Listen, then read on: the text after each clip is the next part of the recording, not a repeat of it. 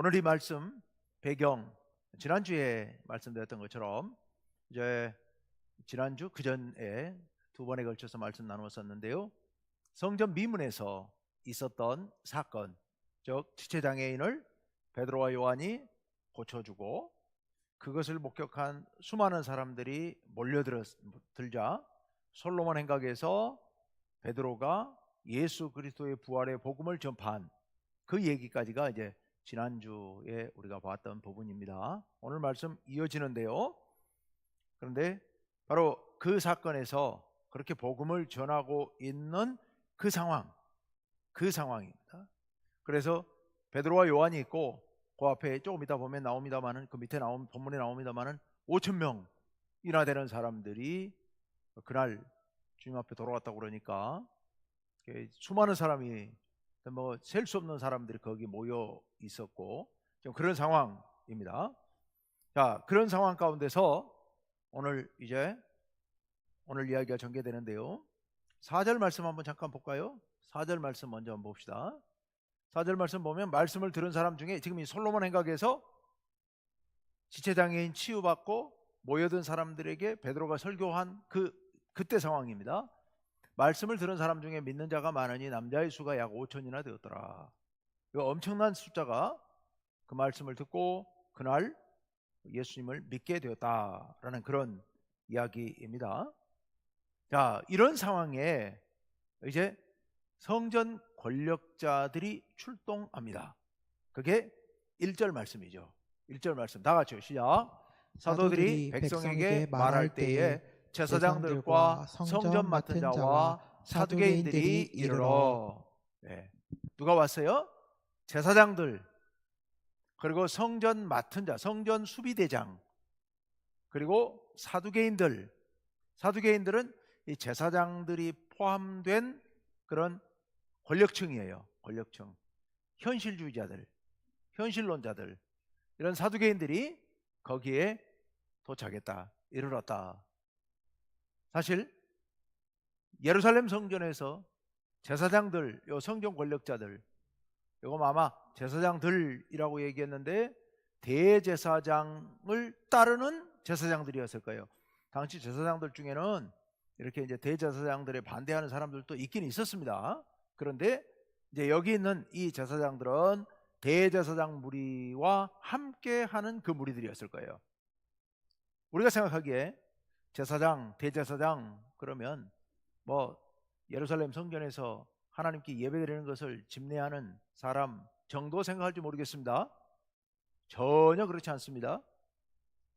사실상 마카비 혁명 이후엔 이스라엘의 왕이었습니다.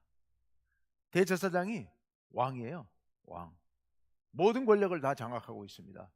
사실 종교 국가이기 때문에 전에 제가 말씀드렸죠. 예루살렘 성전이 축구장 20개 면적이라고요. 그러니까 조그만 그런 공간이 아닙니다. 물론 건물이 그렇게 크다는 얘기는 아니에요. 엄청나게 넓은 광장과 여러 개의 건물들로 이렇게 이루어져 있습니다. 예루살렘 예루살렘 성전은 예루살렘 도시 구역의 5분의 1을 차지하고 있었다고 그래요. 성전 구역이 예루살렘 전체의 5분의 1을 차지하고 있어요. 그리고 그 나머지 공간들도 사실은 성전에 관련된 그런 공간들이 어떤 겁니다. 많은 부분이.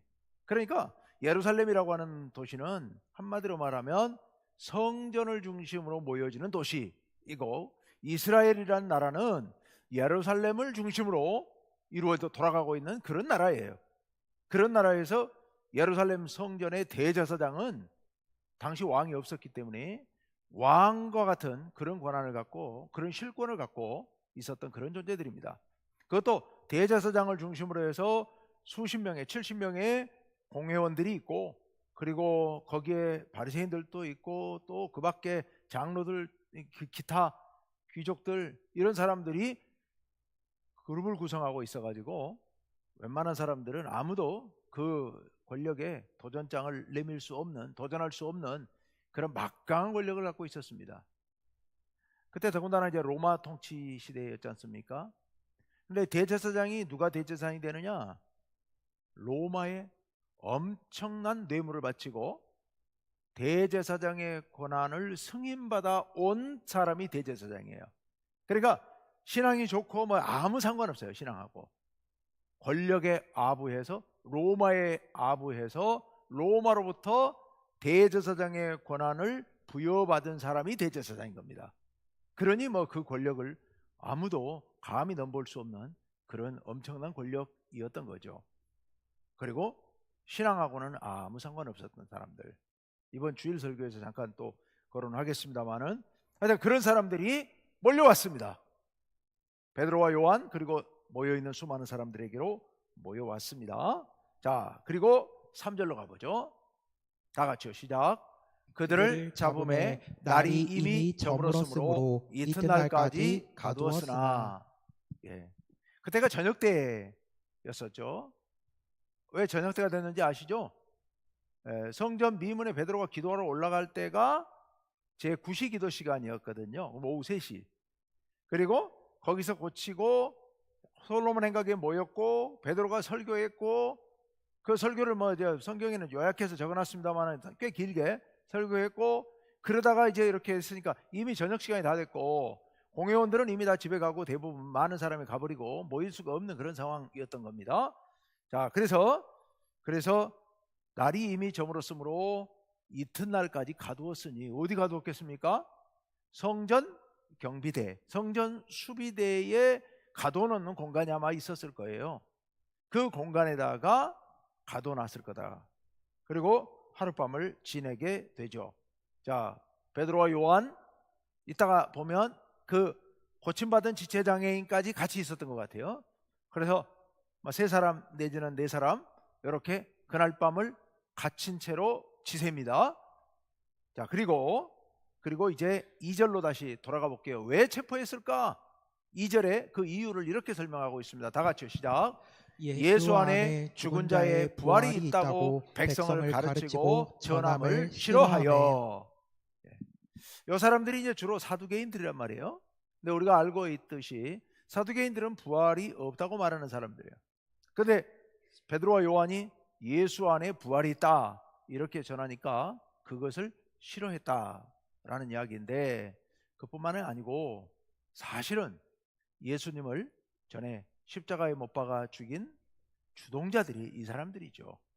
이 사람들이 예수님이 성경 권력에 대항하니까, 그러니까 이 사람들이 예수님을 모함해서 빌라도 법정에 넘겼고 압박을 했고, 그래서 십자가에 못 박아 죽인 거죠. 그런데 자기들이 죽인 그 예수가 부활했다면 이건 하나님이라는, 예수가 하나님의 아들이고 메시아라는 결정적 증거가 되는 거고, 그러면 자기들은 하나님의 아들 메시아를 죽인 중죄인들이 되는 거니까, 그러니까 절대로 용납할 수 없는 일이죠, 예수가 부활했다는 얘기는.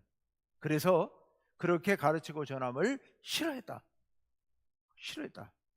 이게 뭐 법적으로 뭐 잘못된 게 아니고 싫은 거예요. 자기들 감정에, 자기들 마음대로인 거죠. 싫어하여. 자, 그래서 그렇게 체포를 한 겁니다. 이제 그래서 지금 베드로와 요한이 꼼짝없이 그 성전 엄청난 권력자들에게 끌려가서 그 경비대에서 하룻밤을 지새게 된다. 여기 이제 사실 오늘 말씀의 도입 부분에서 배경적인 이야기입니다. 자, 그리고 이제 본론으로 들어가는데요. 5절부터 신문을 하고 그의 답변을 하는 그 다음날 일이 기록되어 있습니다. 자, 5절 우리 같이 한번 읽습니다. 시작. 이튿날 관리들과 장로들과 서기관들이 예루살렘에 모였는데, 다 모인 거예요. 관리들은 공회원들 70명의 사내들인 공회원들이 모였고, 장로들은 주로 사두개인들, 서기관들은 거의 바리새인들이에요. 다 모인 거예요. 다 권력자들이, 힘 있는 사람들이, 유력한 사람들이 다 모였습니다. 그것을 6절에 가면 더 자세히 설명하고 있는데요. 6절로 갑니다. 읽습니다. 시작. 대제사장 안나스와 가야바와 요한과 알렉산더와 및 대제사장의 문중이 다 참여하여. 예, 대제사장 안나스와 가야바, 당시 이제 진짜 실질적인 대제사장은 형식상의 대제사장은 가야바인데, 그 가야바의 장인이 안나스고, 안나스가 오랫동안 대제사장을 했던 인물이에요. 안나스가 사실은 실제적인 권한을 갖고 있는 사람이라고 보면 될 겁니다. 그래서 그 문중이, 그 가문이, 대제사장 가문이 다 모였다. 이 제사장은 대를 이어서 하는 거니까 그 가문이 다 제사장들이에요. 그 가문들이, 그 문중이 다 모였다. 다 모여와서, 자 보세요. 회의하는 건물이 따로 있습니다. 예루살렘 성전 한켠에, 별도 바깥에 건물 안에 회의장에 모였습니다. 몇 명이 모였다고요? 아까 관리들 70명이 모였습니다. 관원들 70명. 그리고 거기에 다른 바리새인들이라든지 뭐 이런 사람들도 모여들었습니다. 대제사장의 가문들이 다 모였습니다. 그러니까 거의 100여 명 아니면 100명이 훨씬 넘는 인원이 빙 둘러 모여 있습니다. 평상시 이 베드로와 요한이라면 감히 얼굴도 보기 힘든 그런 힘 있는 이스라엘 나라의 최고 권력자들이 100여 명이 빙 둘러 모여 있습니다. 그 가운데 있는 베드로와 요한은 어디 사람들요? 갈릴리 사람들. 배운 것도 없고, 그리고 돈도 없고, 아무도 사회적으로도 인정받지 못하는 그런 천한 사람들. 아무 능력도 없는, 그것도 베드로, 요한. 거기에 고침받은 사람 한 사람. 그 가운데 모여 있고 빙 둘러서 공회원들이, 그 유명한 사람들이 제복을 입고 쳐다보고 있습니다. 그리고 그 가운데서 신문을 하는데요. 세워놓고 신문을 합니다. 7절로 가보겠습니다. 뭐라고 하느냐? 7절 다 같이요. 사도들을 가운데 세우고 묻되 너희가 무슨 권세와 누구의 이름으로 이 일을 행하였느냐? 여기서 이 일을 행하였느냐? 이 일이 무슨 일이었겠어요? 그 지체장애인을 고친 사건, 성전 미문에 40년 된 지체장애인을 일으킨 사건, 그리고 그 일에 대해서 모여든 백성들에게 설교를 한 그 사건, 저 그걸 얘기하고 있거든요. 근데 뭐라고 질문했어요? 가운데 따다 세워놓고 너희가 무슨 권세와 누구의 이름으로 이 일을 행하였느냐, 이렇게 물어요. 이 말 속에는 어떤 의미가 깔려 있느냐? 왜 우리 허락도 안 받고 이런 짓을 벌였느냐? 이런 질문이에요. 만약에 성전 안에서 이런 일을 하려면 우리 허락을 받아야 되는데, 아니 우리도 모르게 어디서 난 놈들이냐? 어디서 온 놈들이냐? 이런 질문인 거예요. 누가 너희들에게 이런 짓 하라고 그랬느냐? 라고 지금 권위로 찍어 누르고 있는 그런 말입니다. 이 말 속에는 예루살렘 성전에서 일어나는 모든 일은 우리한테 보고해야 되고, 우리한테 허락을 받아야 되고, 우리의 권한 안에 있다라는 굉장히 교만한 그런 이야기죠. 교만하고 굉장히 그 강압적인 그런 분위기에서 이렇게 말을 합니다. 왜? 누가 일을 하라고 허락했느냐? 우리 허락 없이 누가 왜? 자, 이렇게 질문을 하니까 가운데 있는 그 많은 사람 가운데 모여 있는 베드로가 일어나서 대답을 합니다. 참 너무 적은 숫자이고 배운 것도 없고 그렇게 유명한 사람 한두 사람하고도 상대해 본 적도 없는 이 갈릴리 출신의 베드로, 요한이 그들 앞에서 이야기를 하기 시작합니다. 8절 말씀 다 같이 읽습니다. 시작. 이에 베드로가 성령이 충만하여 이르되 백성의 관리들과 장로들아. 베드로가 성령이 충만하여, 성령께서 그 가운데 충만하게 임하신 겁니다. 예수님께서 제자들에게 그런 말씀하셨죠. 너희가 무슨 말 할까? 잡혀가면 무슨 말 할까? 생각하지 마라, 고민하지 마라. 성령께서 너희가 무슨 말 할지 알려주실 것이다 라고 말씀하셨던 그 말씀대로 베드로가 성령이 충만하여 담대하게 이야기를 합니다. 백성의 관리들과 장로들이여. 자, 그리고 이제 본론으로 들어갑니다. 9절로 들어갑니다. 다 같이요. 만일 병자에게 행한 착한 일에 대하여 이 사람이 어떻게 구원을 받았느냐고 오늘 우리에게 질문한다면 예. 만일 병자에게 행한 착한 일에 대하여 아까 누구 허락을 받고 누구의 이름으로 누구의 권세로 이런 일을 하느냐? 이 일을 하였느냐? 이렇게 질문했죠. 이 일을 하였느냐? 그런데 베드로는 그 일을 뭐라고 얘기하고 있어요? 착한 일, 선한 일. 누구도 이 일을 악하다 할 수 없는 이 선한 일, 이 병자를 고친 일, 요 일에 대하여 이 사람이 어떻게 구원을 받았느냐고. 구원받는다, 두 가지 의미가 있어요. 하나는 장애가 치유된 것을 말하는 것이고, 또 하나는 보다 근본적으로 그 일을 통하여서 우리가 영원한 생명을 얻는 것, 영생을 얻는 것, 그것을 이야기하죠. 둘 다 포함되어 있습니다. 일단 직접적으로는 고침받은 것을 이야기했다 합시다. 어떻게 구원받았느냐고 오늘 우리에게 질문한다면, 여기 질문이라고 번역을 해놨습니다만 신문이에요. 신문.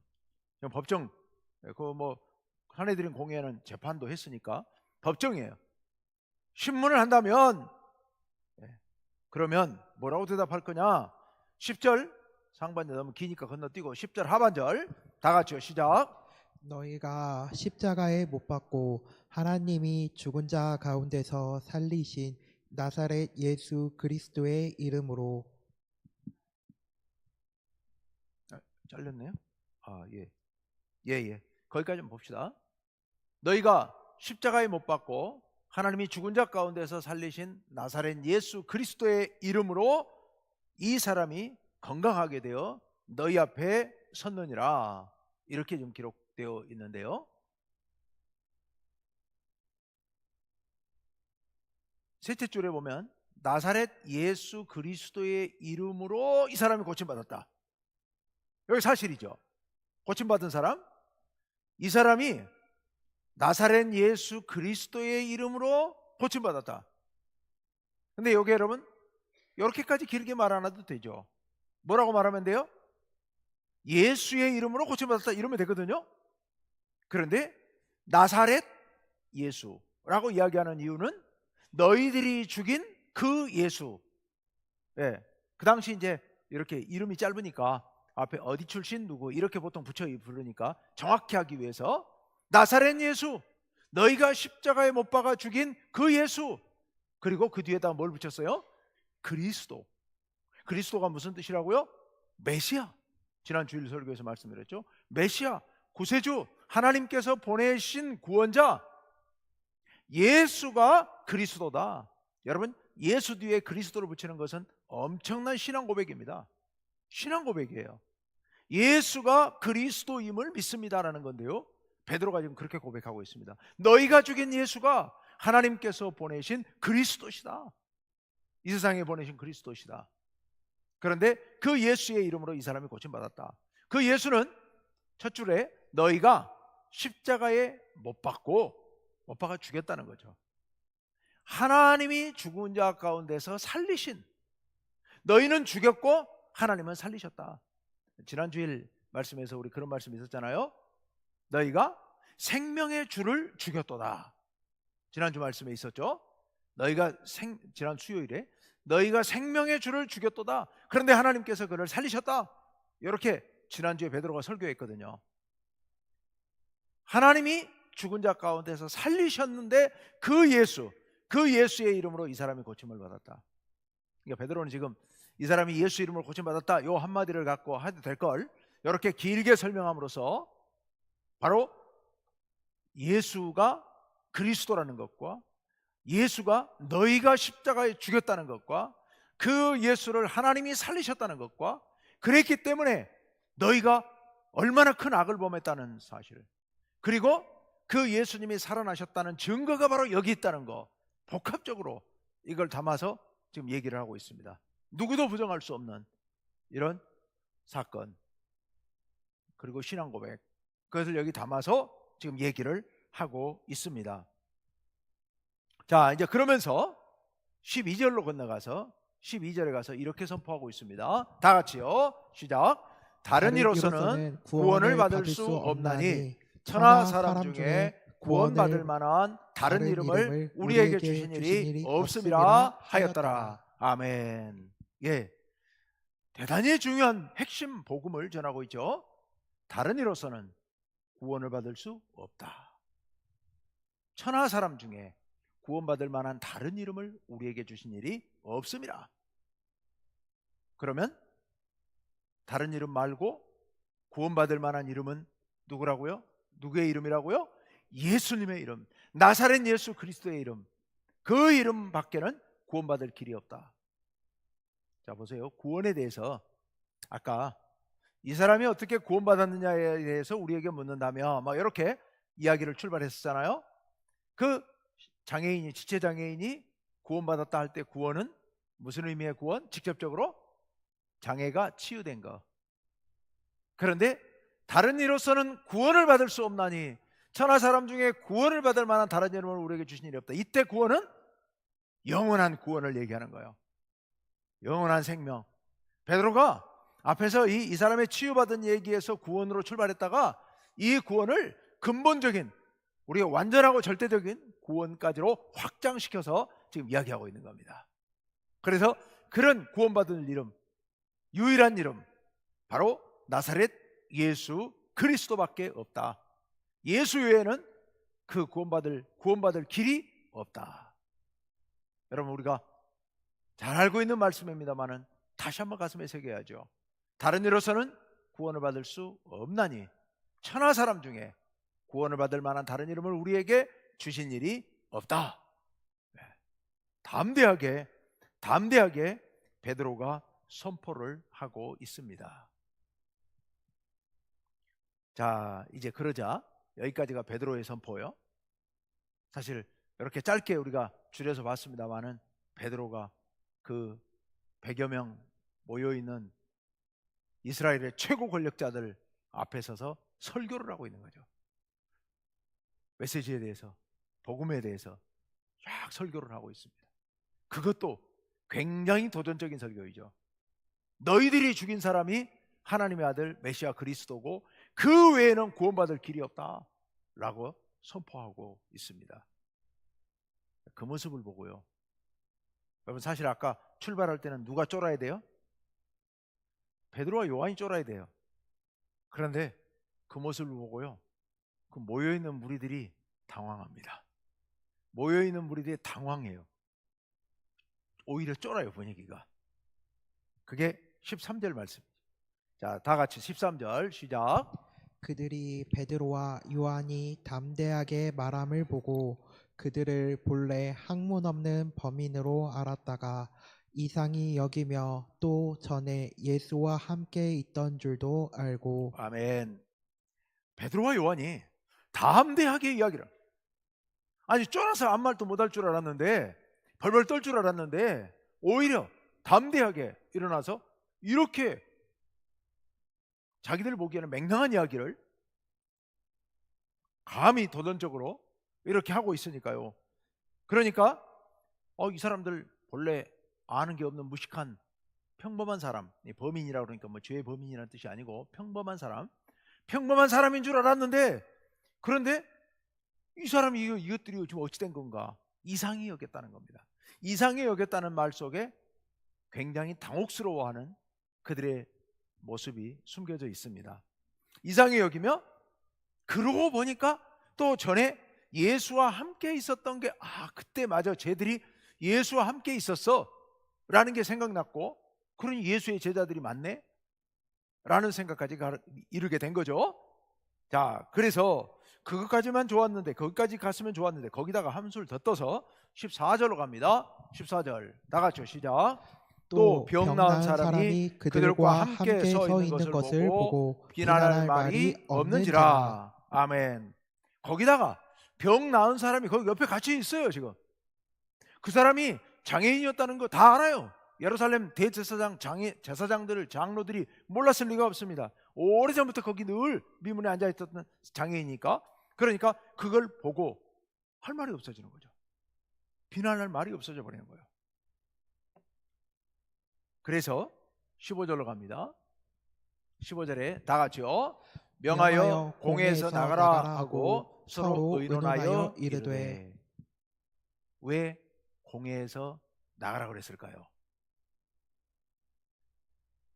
내놓고 말을 할 수가 없는 거예요. 자기들이 말이 궁해가지고 대놓고 떳떳하게 할 말이 없는 거예요. 올바른 말을 하면 자기들이 할 말이 없으니까, 그러니까 이게 부정한 말을 하기 위해서 밖으로 내보낸 겁니다. 자, 내보내고 그리고 자기들끼리 의논합니다. 자신들의 약점을 노출할까봐 밖으로 내보내고 나서 이야기를 합니다. 16절 다 같이요, 시작. 이 사람들을 어떻게 할까? 그들로 말미암아 유명한 표적 나타난 것이 예루살렘에 사는 모든 사람에게 알려졌으니 우리도 부인할 수 없는지라. 예.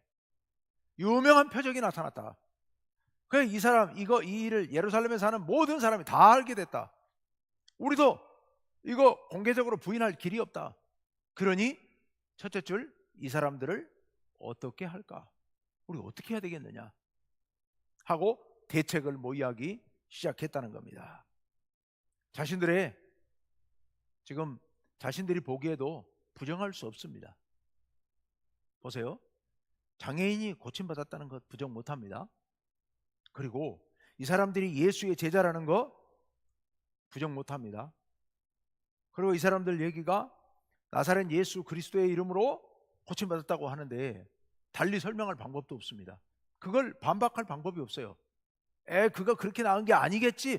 어떻게 설명합니까? 그거를 설명할 방법이 없는 거예요. 더구나 이 사실은 예루살렘 모든 시민이 다 알고 있어요. 그러니까 뭐라고 설명할 것이냐? 부인할 방법이 없는 거예요. 여러분, 이거 마땅히 어떻게 해야 되는 겁니까? 인정해야죠. 인정해야 되잖아요. 아, 그렇구나. 우리가 나사렛 예수, 하나님께서 보내신 그리스도 메시아를 죽였구나. 우리가 큰 죄를 범했구나 라고 돌이키고 회개해야 되잖아요. 근데 여러분, 이게 사람 마음이라는 게 참 어려운 것 같아요. 그게 안 되는 것 같아요. 어떻게든 그거 우기고 또 빠져나가 보려고 아주 궁색한 그런 답을, 해결책들을 찾아 나섭니다. 우리도 부인할 수 없다 라고 말하면서도 다른 대책을 찾기 시작하죠. 그래서 할 수 없이 궁색한 경고를 합니다. 18절로 건너갑니다. 다 같이요. 그들을 불러 경고하여 도무지 예수의 이름으로 말하지도 말고 가르치지도 말라 하니. 못하게 하지 마라. 절대 하지 마라. 절대 하지 말라. 거기까지 더 이상 뭐 할 말이 없는 거예요.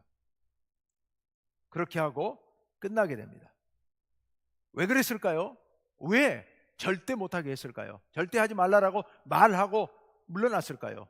달리 방법이 없으니까 그러긴 했겠지만 왜 그랬겠어요? 눈앞에 드러난 현실이 있으니까 어쩔 수 없는 거고, 또 한 가지는 예루살렘 시민이 다 알고 있으니까. 그러면 이 사람들은 좀 이따 나와요. 예루살렘 시민들이 다 알고 있었다는 거 그 뒤에 나와요. 자, 그런데 이 사람들이 수많은 예루살렘에 살고 있는 시민들이 다 알고 있으니 우리가 그게 무서워서 이 이상은 더 이상 어떻게 할 수 없으니까 이렇게 말로 위협하고 끝내는 거예요. 여러분, 이 사람들은 지금 누구를 두려워하고 있습니까? 사람들을 두려워하고 있어요. 사람들을 두려워하고 있어요. 근데 지금 자기들이 무슨 짓을 저질렀어요?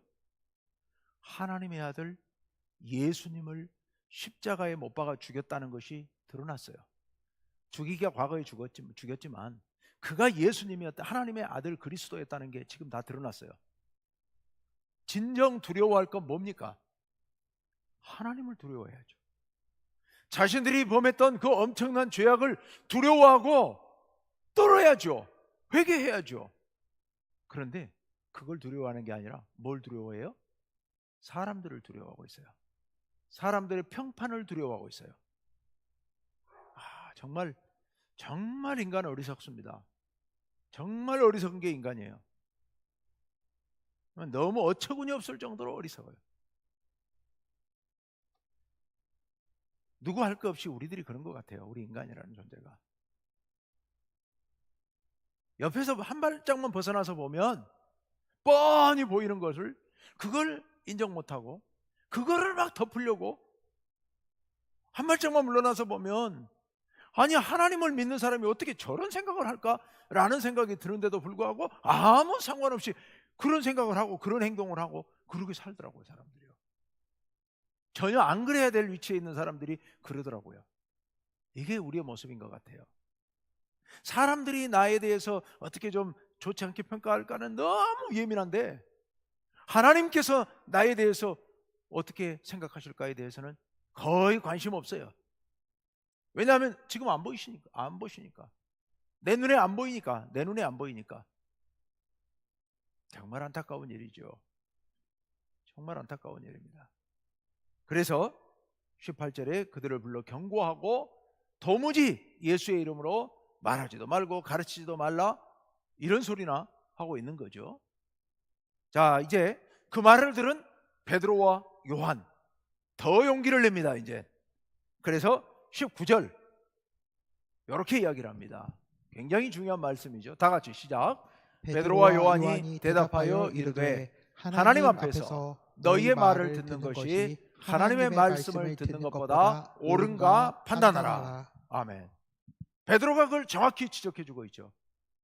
너희는 사람이고 하나님이 계시는데 우리 입장에선 너희 말을 들어야 되겠느냐 하나님 말씀을 들어야 되겠느냐. 네. 답은 나와 있는 거죠. 누구 말씀을 들어야 되는 거예요? 당연히 하나님 말씀을 들어야 되죠. 이것이 맞는 거 아니겠습니까? 돌려서 그들 입장에서 본다면 아까 말씀드렸던 것처럼 예루살렘 시민들의 눈치를 볼 것인가 하나님의 눈치를 볼 것인가. 너희처럼 우리는 사람 신경 쓰지 않는다. 너희 말 아무리 너희가 우리를 위협해도 우리는 아무 관계없다. 왜냐? 너희보다 더 무서운 분, 너희보다 더 큰 권한을 갖고 권력을 갖고 계신 분, 권세를 갖고 계신 우리 하나님의 말씀을 우리는 들어야 된다. 우리를 사랑하시는 하나님 말씀을 들어야 되겠다. 그러니 너희 말 우리 안 듣는다 라고 선포하고 있죠. 사람 말을 들을 거냐 하나님 말씀을 들을 거냐, 사람 눈치 볼 거냐 하나님 눈치 볼 거냐. 우리는 하나님 말씀 듣겠다. 너희는 어떡할래? 이런 엄청난 도전이죠. 그러면서 20절 이렇게 이야기합니다. 같이 읽습니다. 시작. 우리는 보고 들은 것을 말하지 아니할 수 없다 하니. 아멘. 우리는 보고 들은 것, 예수가 그리스도라는 거, 예수님이 부활했다는 거, 그리고 그 예수의 이름으로 이 사람이 고침받았다는 거, 이거 말하지 않을 수가 없다. 너희가 뭐라 그래도 우리는 말한다. 끝까지 말한다. 이렇게 선포하고 있습니다. 자, 그랬더니 그 말에 대해서 공회가 또 대응을 해요. 어떻게 대응하는지 보세요. 21절, 마지막 21절입니다. 21절 다 같이요. 시작. 관리들이 백성들 때문에 그들을 어떻게 처벌할지 방법을 찾지 못하고 다시 위협하여 놓아주었으니 이는 모든 사람이 그 된 일을 보고 하나님께 영광을 돌림이라. 아멘. 누구 때문에요? 백성들 때문에 어떻게 처벌할지 방법을 못 찾고 위협만 하고 그냥 놓아보내줬다. 어쩔 수 없으니까, 체면이 있으니까 그냥 말로 위협 몇 마디 하고는 보내줄 수밖에 없었다. 여러분, 선해드린 공회장 안에서 말로 싸운 것이지만 엄청난 전투가 벌어진 겁니다. 그 안에서 대제사장을 중심으로 한 성전 권력자들, 세상 권력을 가진 자들과 성령의 인도하심을 받고 있는 베드로와 요한 사이에 전쟁이 벌어진 거예요. 격돌이 벌어진 거예요. 누가 이긴 것 같아요? 분위기상 누가 이겼어요? 베드로와 요한이 이긴 거지. 지금 대제사장 사두개인들 다 지금 꼬리 내리고 있잖아요. 어찌할 바를 몰라 당황스러워서 말로 몇 마디 위협하는 걸로 지금 끝내고 있어요. 베드로와 요한은 지금 기세등등하게 그들 앞에서 마음껏 할 소리 다 하고 그리고 나오고 있습니다. 성령의 인도하심을 받은 베드로와 요한이 싸워 이깁니다. 근데 여러분, 사탄이 그렇게 호락호락하지도 않고요, 세상의 악한 인간들이 그렇게 호락호락하지는 않습니다. 일시적으로 이렇게 밀렸지만 이 사람들이 전열을 재정비해서 더 이제 강하게 간교하게 나오기 시작합니다. 그건 이제 우리가 다음에 다시 또 얘기하기로 하고 좀 더 넘어가면 그런 상황이 전개되게 될 겁니다. 어쨌든 베드로와 요한은 그러든지 저러든지 담대하게 하나님 말씀을 전하면서 그 다음 단계로 넘어가게 됩니다. 여러분, 우리가 세상을 살면서 사람들 함께 살아가고 있기 때문에 사람들을 신경 안 쓸 수가 없고 세상을 신경 안 쓸 수는 없습니다. 하지만 우리가 세상을 바라볼 때 우리가 하나님의 자녀들로서 하나님께서 우리와 함께 하시며 성령께서 우리를 돕고 계시다는 생각을 갖고 세상을 향해서 너무 그렇게 수동적으로, 너무 그렇게 소극적으로, 방어적으로 그럴 필요는 없습니다. 우리가 담대하게 우리의 할 일을 똑바로 하면 됩니다. 복음을 전하고 우리가 할 일을 하고, 그리고 세상을 향해서 지금보다 훨씬 더 긍정적이고 적극적으로 나설 필요가 있습니다. 오늘 베드로가 이렇게 담대하게 공회 앞에 나가서 외쳤던 것처럼 우리 또한 하나님 말씀 붙들고 담대하게 세상에 나가서 우리에게 주어진 일을 감당하면 하나님께서 우리를 통하여서 하나님의 역사를 이루어 가실 줄로 믿습니다. 오늘 우리가 이 말씀을 보면서 이 말씀을 근거로 더 힘을 내고 더 용기를 내서 담대하게 나아가시기를 간절히 바라고요. 사도들의 담대함의 원동력, 믿음, 그리고 성령 충만함, 우리도 붙잡고 나아가시기를 간절히 바랍니다.